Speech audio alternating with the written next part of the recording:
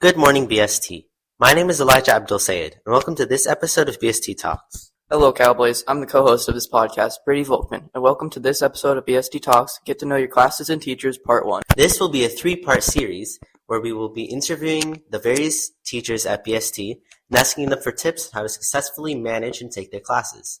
Today, we will be interviewing Mr. Kamrath, Mrs. Kim, Mr. Gulliman, and Mr. Dutra. The first teacher we will interview is Mr. Kamrath. What classes do you teach, and what are some of the main topics that you will be teaching in your classes? I teach computer science principles, computer science applications, and cybersecurity. In those classes, students are going to learn how to code, interact with networks, data structures, as well as defend, protect against attacks, various malicious malwares, and other things that the world has to offer. What are some tips that you recommend for studying the specific topics that you'll be going over?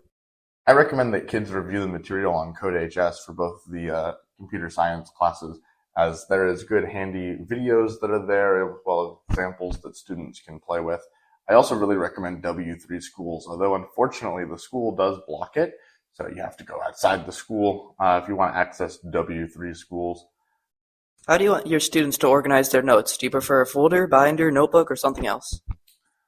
Notes are for the student individually in my class. At the end of the day, your notes are to help you. I don't even look at them except for cybersecurity. And in cybersecurity, as long as they can present them, it doesn't really matter how they're formatted.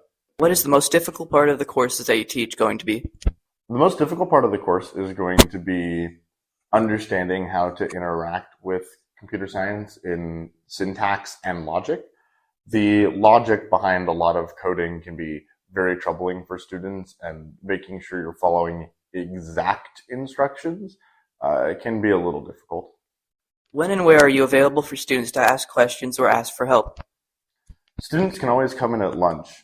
Students are also available to arrange outside after-school office hours if they can bring a friend and let me know at least a day in advance. What are you most looking forward to teaching this year? And I'm really excited just to be here working with these students, teaching computer science. So far, it's been an awesome experience. Thanks, Mr. Kamrath. Next, we will interview Mrs. Kim. What classes do you teach, and what are some of the main topics that you will be teaching in your classes? I teach Integrated Math 2 honors and 3 honors, and in 2 honors, the main focus is quadratic functions, how we graph them and how we solve equations. And also we go on to geometry proofs, quadrilaterals and circles and triangle and the right triangle trig. And in 3H, we expand from that and we go on to radical, rational, and log and exponential functions. And then we also expand to non-right triangle trig and solving trig identities and equations. What are some tips that you recommend for studying the specific topics that you will be going over? Math, many concepts are built from previous years, so I recommend that students just take a mental note of if they already know certain topics, just make a mental note saying that they got this portion, or if they remember certain things, but they don't know that they have completely gotten it, then they can make a mental note saying they need to review those topics. And also for some things, it may be something completely new. So deciding to take some practice questions and check their understanding. So it's basically knowing what you know and knowing what you don't know and making plans according to that. And I think that's also taking ownership of your learning. And that's not just good for math, but any other subjects. How do you want your students to organize their notes? Do you prefer a folder, binder, notebook, or something else? Sometimes I give out guided notes. Sometimes I'm going to ask students to take their own notes. So I think a binder is the easiest to just put all the papers together. What is the most difficult part of this course going to be? I think for 2H, geometry proofs may be challenging for some students. And for 3H, it may be unit circles and trig identities and equations, because these concepts are pretty much new concepts introduced in those years.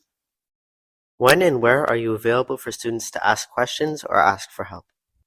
I'm available most lunches and after school until 4 p.m. As long as the students let me know ahead of time, we can meet over lunch or after school. What are you most and least looking forward to teaching this year? I'm most looking forward to teaching concepts related to geometry, like volume and surface area, because there's a lot of real life applications to those. least looking forward to series and sequences. And I'm gonna need to research some ways to make that more interesting for me and for the students. Is there anything else that you would like to say about your class? Math, for some people, it comes a little easier, and for some others, the opposite may be true.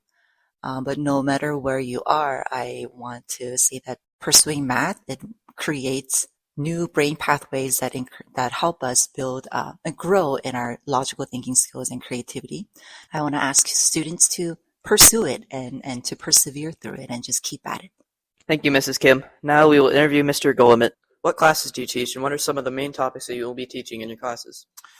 So I teach AP Chemistry, and some of the main topics that we're going to be going over are how molecules interact with one another. Those are intermolecular forces, how heat is transferred, so thermodynamics, and how gases react in terms of how they deviate and don't deviate from the ideal gas law. What are some tips that you recommend for studying the specific topics that you will be going over? I think one of the best ways that you can study for this class is looking over the practice problems that we go over in class and using those daily videos. Those daily videos show a lot of examples of questions that you're going to see on the AP exam. So watching those daily videos and trying to take some notes and do the practice problems as they go through is super useful. How do you want your students to organize their notes? Do you prefer a folder, binder, notebook, or something else? I typically give a packet where it has all of the notes, so the students, as we go through, highlight, underline important information, and it keeps them nice and organized because all the notes are there for each section, and then the work that goes along with those notes comes right after it, so it's all in nice one packet for them. What is the most difficult part of the course that you teach going to be? I would say that the most difficult part of AP Chemistry is trying to take the math that we do in the class to solve for whatever constant you're trying to solve for, but then also relating that back to what it means when it applies to the concept, because a lot of the multiple choice questions aren't math related, they're more concept based, but you have to still understand what the numbers mean in order to get that concept. So I think that's the toughest part, is trying to relate the math back to the concepts that we're learning. When and where are you available for students to ask questions or ask for help? Yeah, so I have tutoring hours every Monday and Wednesday from 7:30 to 8:30. I'm here every lunch. I keep my door open, so anybody can come in and ask me questions as I'm eating. And if anybody needs any extra help, they can always talk to me, make an appointment after school, so I can make sure to be here after school when they need help. What are you most and least looking forward to teaching this year? What I am least looking forward to teaching would probably be unit number 4, which is chemical reactions. I don't necessarily like how College Board set up the course.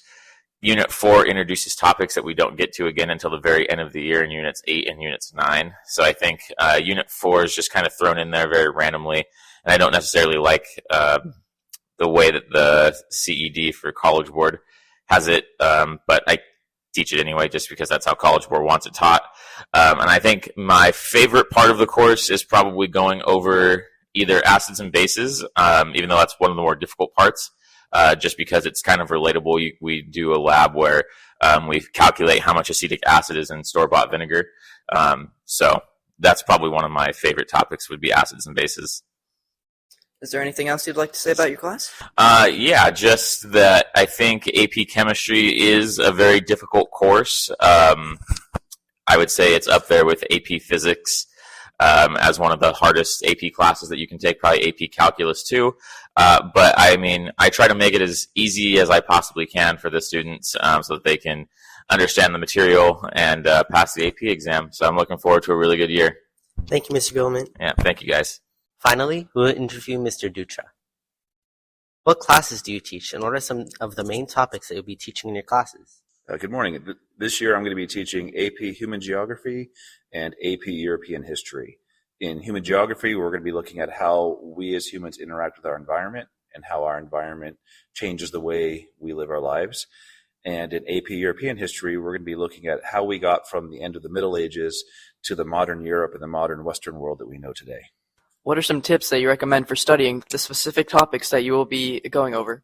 I think the single greatest thing you guys can do is pay attention in class, make sure that you've gotten your homework done, but rather than simply finishing your homework, make sure that you understand your homework and you can come to class ready with questions so we can talk through the topics that you don't understand. How do you want your students to organize their notes? Do you prefer a folder, binder, notebook, or something else?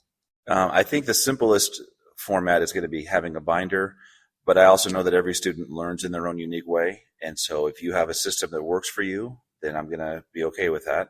But if you start to struggle with classes and you're not sure how to organize, then we can talk about some plans that will work for you, because not one system works for every student. What is the most difficult part of the courses that you teach going to be? I think the hardest part is going to be the writing sections that are going to be on the AP exam, and being able to bring together a broad range of historic and geographic ideas into relatively succinct written passages that demonstrate a wide breadth of knowledge in a short span of space. When and where are you available for students to ask questions or ask for help? I'm always going to be at school early. I'm here by between 7:30 and 7:45, depending on traffic.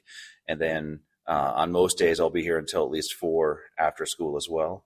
And so I think the best thing to do is just reach out to me ahead of time, send me an email, and we'll find a time that works for you and that works for me, and make sure that your questions get answered as quickly as possible.